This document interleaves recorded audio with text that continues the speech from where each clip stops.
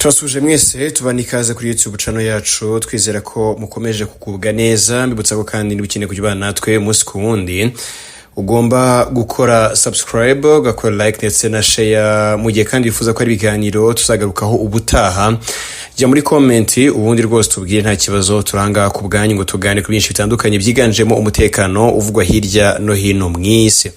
Hanyuma rero cyo kwibera hamwe n'ubundi umutekano uvugwa mu karere u Rwanda ruherereyemo ubwo ndavuga n'ubundi mu karere k'uburasirazuba bwa Afrika aharaza muri Repubulika ya Demokarasi ya Congo u Rwanda ndetse n'igihugu cy'u Burundi.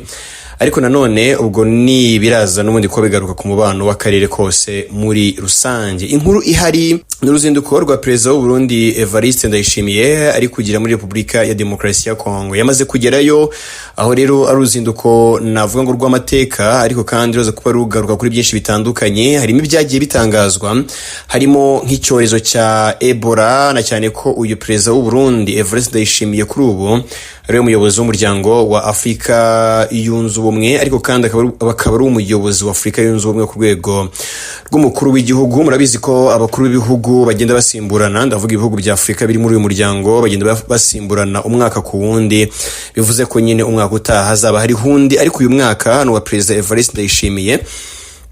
Mu minsi yashize habayeho ibiganiro byahuje impande zitandukanye hani baganira ku bijyanye n'icyorezo cya Ebola gikomeje kugaragara mu karere by'umwihariko muri Repubulika ya Demokarasi ya Congo cyanagaragayeho muri Uganda ariko kandi nticyakomeza gukwirakwira cyane muri Uganda ariko muri Repubulika ya Demokarasi ya Congo n'ubu haracyari abarwayi ba Ebola bakomeje kugenda bagaragara ndetse n'abakomeje kwitabwaho n'abaganga.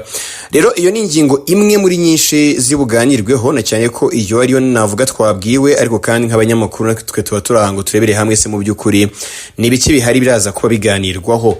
Iyo biza kuba ari ingingo ijyanye na Ebola ndahamya nashidikanya ko ibiganiro biba bitabereye mu muhezo nkuko byagenze byanze bikunze byari ibiganiro bigomba kubera mu ruhame nkuko n'ibindi biganiro bya African Union byagarukaga cyane ku cyorezo cya Ebola byagiye bibera mu ruhame abantu bakamenya ibyagendaga biganirwaho ariko kuri insho ntabwo ariko bimeze kuko ibiganiro bya bombi bigomba kubera mu muhezo. Ahanini rero byanze bikunze ibigomba kugarukwaho ni intambara ikomeje guhuza AFC mu 2023 ndetse na Repubulika ya Demokarasi ya Congo na cyane ko iyi ntambara u Burundi bwayigiyemo nk'umuterankunga mukuru. Muti gute?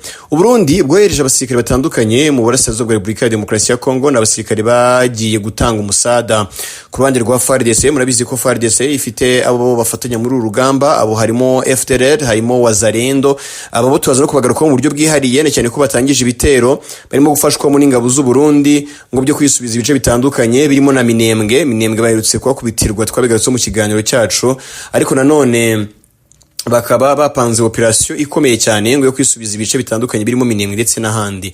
Rero abo ngabo bose bakaba bari ku ruhande rwa Repubulika ya Demokarasi ya Congo n'ingabo zayo FARDC, hakazamo kandi abacanshuro naho baracyahari nubwo batavugwa cyane ariko baracyahari na cyane ko ribo bari gukoresha cyane izi drone barimo kugaba ibitero byifashishije za drone hirya no hino mu bice bitandukanye bigenzurwa na AFC M23.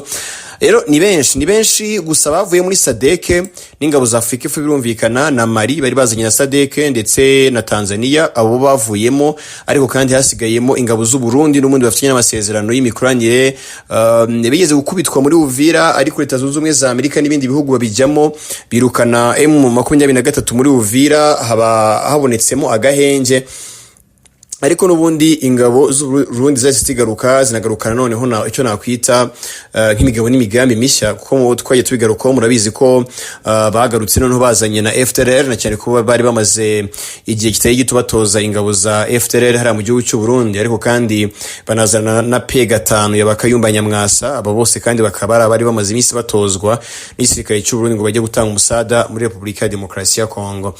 Igomba kuganirwaho rero ni iki? Impamvu iyi arimo mu ngingo zikomeye zigomba kuganirwaho nuko bakeneye kwisubiza cyangwa se gufata ibice bitandukanye isaha byenzurwa na AFC M23. Mwibuke neza ejo bundi Presida wa Repubulika ya Demokarasi ya Congo ari mu gihugu cya Leta Zunze Ubumwe za Amerika yaragiye kuri umukino wa mbere wari umukino w'ikipe y'igihugu cya Repubulika ya Demokarasi ya Congo yakinaga na Portugal. Byarangiye kandi umukino bananganyije igitego kimwe kuri kimwe n'umukino wageze neza cyane ku bakongomani.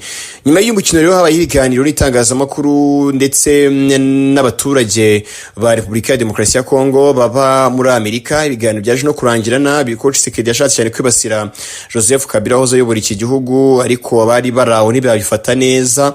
Ibisa nabyo ngambiriye reka tubishyire ku ruhande. Ahanga banamusabye gusohoka muri iyo cyumba cyarimo kiberamo iyo nama, by'umwihariko abadafite icyo bapfa na Joseph Kabila. Ariko mu byo yagarutseho yanababwiye ko ngo akeneye cyangwa se vuba cyane bishoboka ngo araza kuba yisubije umujyi wa Goma ndetse na Bukavu. Ahanga hafashwe na M23 banamaze igihe bagenzura kuri ubu. Murabyibuka ko bahafashe n'ubundi hari ingabo za SADC ziganjemo iz Afrika y'Epfo, iza Malawi ndetse na Tanzania ziri muri biriya bice. Murabizi ko harimo n'umugambi wo gutera u Rwanda n'ibindi.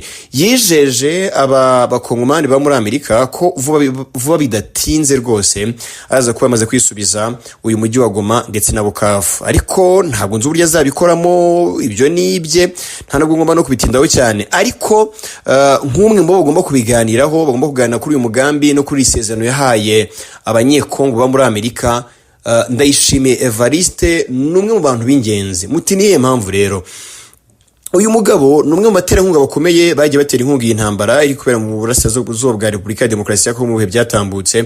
Rero kuba yahise amutumira nyuma yo gutangaza ibyo anagarutse muri Repubulika ya Demokarasi ya Kongo akaza ngo baganire, birashoboka cyane nako si gushoboka, ahubwo bagiye kuganira cyane ku bijyanye n'intambara n'ubundi ikomeje mu burasirazuba bwa Kongo. Banarebera hamwe se byashoboka ko hategurwa operasiyo zihuriweho za kwirukana M23 mu bice bigenzurwa nayo, by'umwihariko Goma na Bukavu. Ni ingingo navuga iremereye cyane kuri bo, nvuga ko rwose nakomeye kuko babigerageje kenshi, bataka bagaba ibitero bitandukanye, ariko AFC M23 ikababera ibamba. Rero imwe mu ngingo abo mbe bagiye kugarukaho niyo ngiyo irimo cyane ko Repubulika ya Demokarasi ya Kongo ikeneye kwigarurira cyane ibi bice, na cyane ko Perezida Felix Tshisekedi wa Kongo yatangaje ko amatora yo muri 2028 n'amatora ataha atazigera aba mu gihe cyose ibice bizabigenzurwa na AFC M23. Bivuze ngo ingingo bagiye kuganiraho aba bombi n'ubundi n'ubufatanye busanzwe ku mpande zombi hariya muri Repubulika ya Demokarasi ya Kongo, ariko nyine hanini baganira ku bijyanye n'uburyo bakubita inshuro AFC M23 niba byashoboka.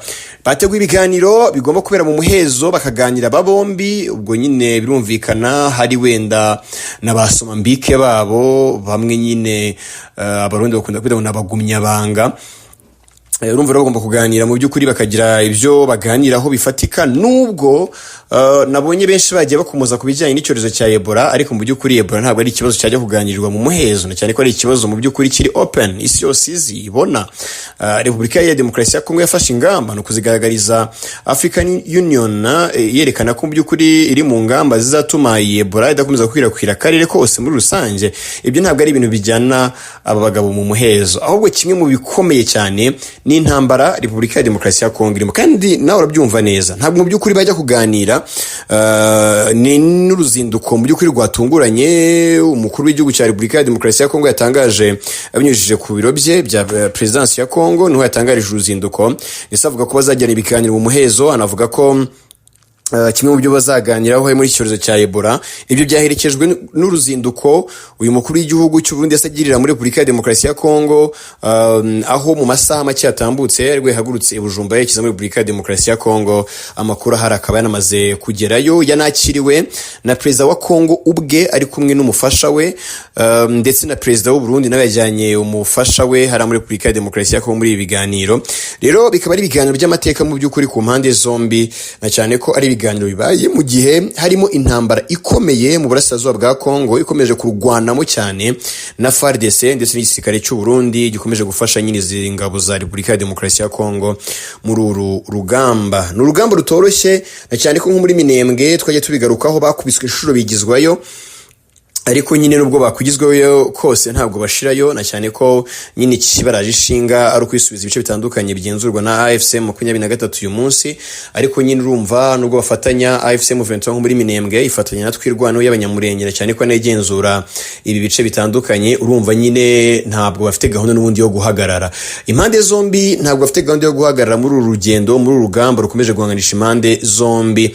Ariko nanone Repubulika ya Demokarasi ya Kongo nayo ntabwo yoroshye na gato, na cyane ko yagiye kumeza yataka cyane ifatanyije n'aba bafatanyabikorwa bayo, na cyane ko harimo n'aba bacanshuro bakomeje kwifashisha izi drone zigaba ibitero ku baturage, mu basivili, abatero bakasiga ubuzima.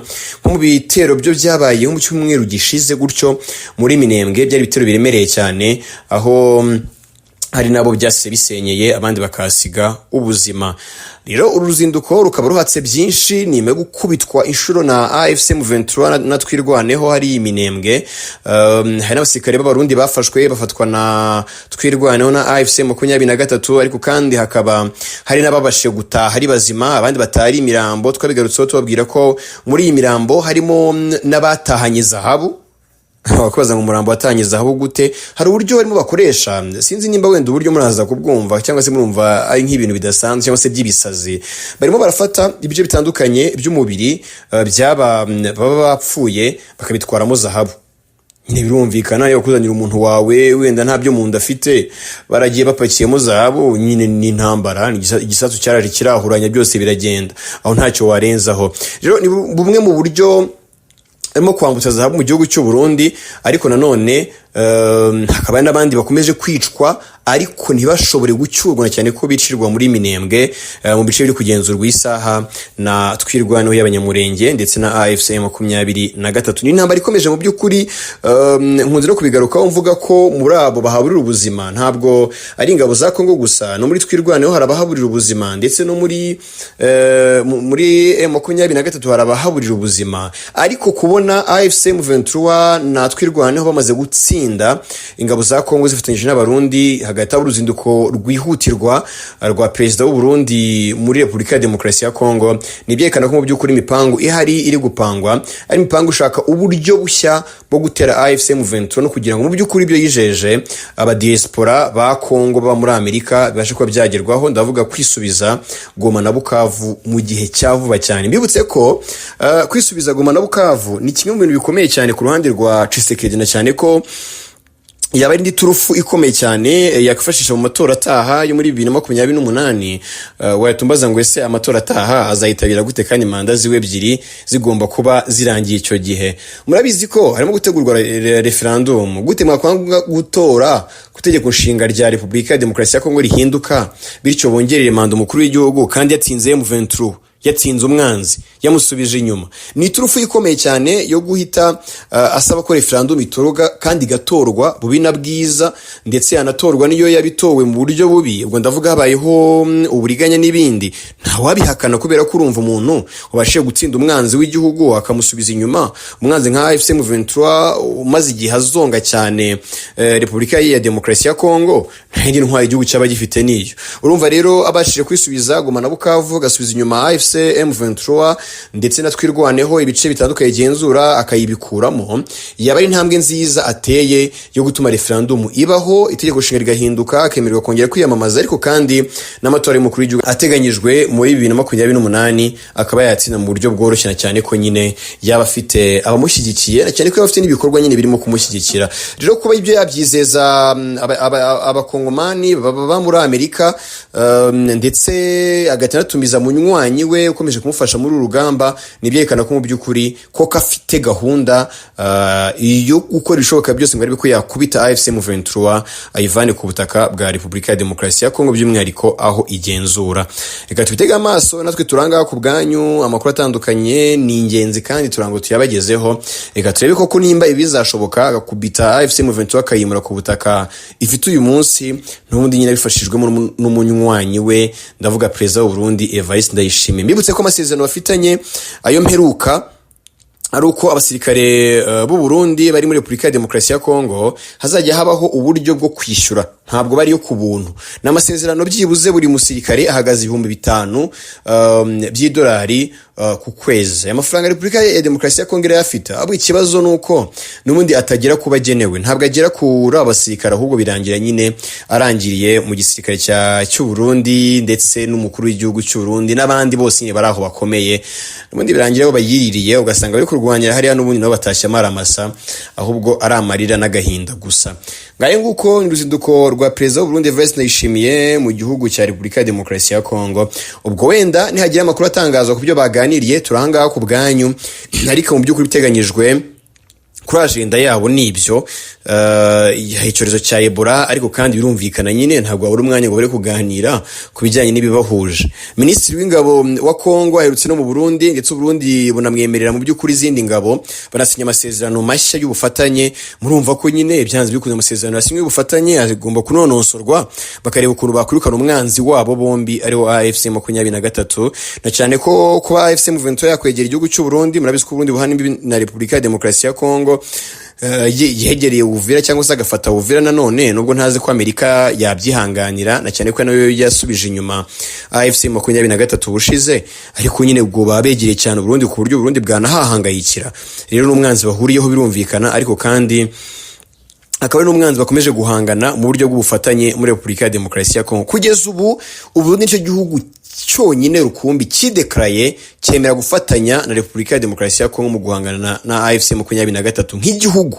SADC yo South Africa, Malawi ndetse na Tanzania byaje nyine biri mu muryango wa SADC, ariko Burundi bwo buriyo nk'Uburundi mu buryo bwabo, by'umwihariko nyine uburyo bwemeranyijwe n'impande zombi. Ngaye nguko rero nu Burundi na Repubulika ya Demokarasi ya Congo n'umubano bafitanye mu by'ukuri wihariye, by'umwihariko umubano ugishingiye ku guhangana na AFC 23 mu rugamba rutandukanye kandi rukomeye barimo mu burasirazuba bwa Repubulika ya Demokarasi ya Congo. Reka turebe bigana nicyo bizageraho, natwe tuzari ku bwanyu kugira mu by'ukuri tukomeze kubagezaho amakuru atandukanye abavugwa mu ngeri zitandukanye. Nitwa Emma Bruno Mbonywera, mwakoze kubana natwe, mukomeze kandi kuba hafi amakuru atandukanye tugomba kuyabagezaho uko byagenda kose, turahangaha ku bwanyu.